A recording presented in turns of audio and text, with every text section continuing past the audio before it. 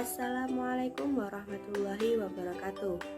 Kami dari kelompok 1 yang beranggotakan Putri Nurliana, Oktavita Arbaatun Naimah, Nafaatul Ilmah, Putri Wilujeng Lestari, dan Muhammad Liaudin. Kami dari kelompok 1 akan melakukan praktikum tentang ciri-ciri makhluk hidup.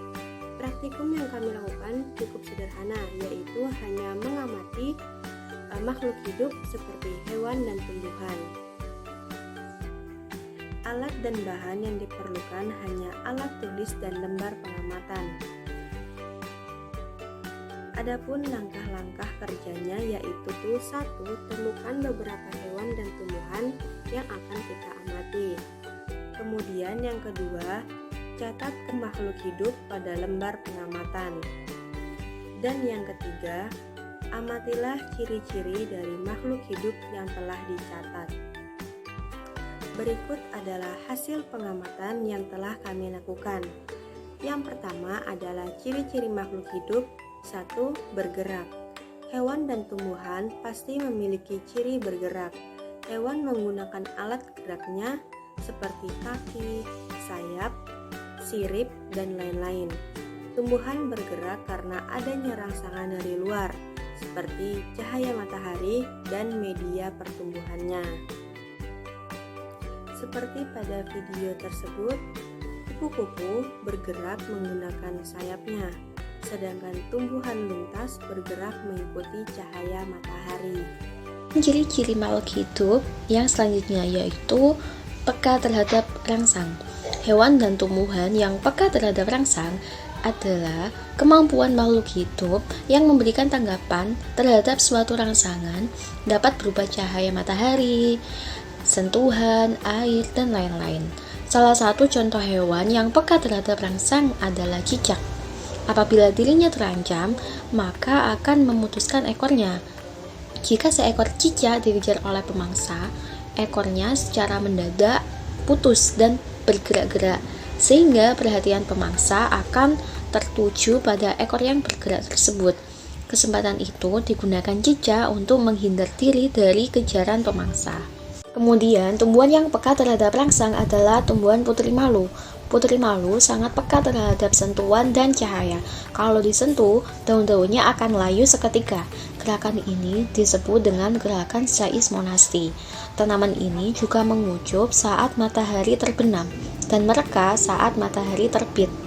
Tanaman ini menutup daunnya untuk melindungi diri dari hewan pemakan tumbuhan atau yang disebut dengan herbivora.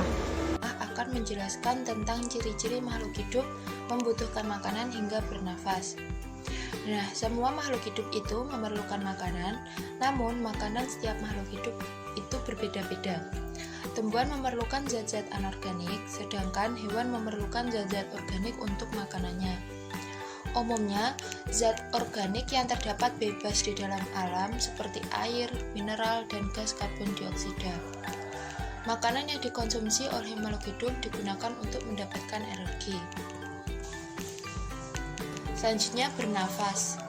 Bernafas merupakan proses menghirup udara dari lingkungan yang kemudian dipilah. Oksigen akan masuk dalam tubuh dan dikelola menjadi energi secara kimiawi. Contohnya seperti yang ada di dalam video tersebut. Makhluk hidup yang selanjutnya yaitu mengalami pertumbuhan. Hewan dan tumbuhan mengalami pertumbuhan. Hewan dan tumbuhan yang awalnya kecil akan tumbuh menjadi lebih besar dan lebih tinggi saat mereka bertumbuh. Nah, di sini saya ada contoh hewan ayam. Hewan ayam yang mulanya kecil akan tumbuh lebih besar dan lebih gemuk. Nah, sama halnya dengan tumbuhan. Di sini saya ada contoh tumbuhan pohon pisang. Pohon pisang di sini juga mengalami pertumbuhan. Yang awalnya pohon pisang ini kecil, tumbuh menjadi lebih besar dan juga lebih tinggi. Untuk materi selanjutnya yaitu ciri makhluk hidup berkembang biak. Berkembang biak adalah menghasilkan keturunan atau melestarikan jenisnya agar tidak punah.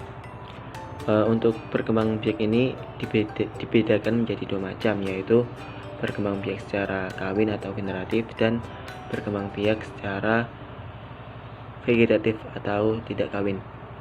Di sini saya mencontohkan perkembangbiak secara kawin atau generatif.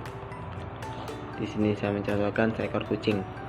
Seekor kucing termasuk hewan mamalia yang berkembang biak secara generatif atau kawin. Dan hewan kucing ini termasuk hewan vivipar atau melahirkan. Ciri makhluk hidup yang keenam adalah adaptasi dan memerlukan suhu tertentu. Makhluk hidup akan beradaptasi dan juga memerlukan suhu tertentu di lingkungannya. Adaptasi dan suhu akan disesuaikan dengan kebutuhan dari makhluk hidup tersebut. Seperti pada video, beruang kutub merupakan hewan yang memerlukan suhu tertentu, yaitu suhu dingin. Tanaman lombok juga salah satu tumbuhan yang memerlukan suhu tertentu, yaitu suhu panas. Suhu panas yang berasal dari sinar matahari yang akan membantu tumbuh kembang dari tanaman lombok. Selanjutnya yaitu ekskresi. Hewan dan tumbuhan mengalami ekskresi. Ekskresi sendiri adalah proses pengeluaran zat-zat sisa. Hewan mengalami ekskresi pada ginjal, usus, dan anus, sedangkan tumbuhan melakukan ekskresi melalui stomata dan lentisel. Salah satu contoh hewan yang mengalami ekskresi adalah serangga. Pada serangga, zat metabolisme dikeluarkan melalui pembuluh Malpighi yang terletak di dekat usus. Pembuluh tersebut akan menyerap zat sisa dari darah, lalu menyalurkannya ke usus untuk dikeluarkan. Sedangkan contoh tumbuhan yang mengalami ekskresi adalah tanaman bunga mawar. Mawar berekskresi dan atau mengeluarkan zat-zat sisanya selama ia bernafas dan berfotosintesis. Ada juga mengeluarkan minyak esensial. Langkah yang keempat yaitu membubuhkan tanda checklist pada lembar data pengamatan. Kesimpulan yang dapat diambil yaitu bahwa setiap makhluk hidup pasti memiliki ciri-ciri yang telah disebutkan sebelumnya. Demikian video praktikum dari kelompok kami. Sekian dan terima kasih. Wassalamualaikum warahmatullahi wabarakatuh.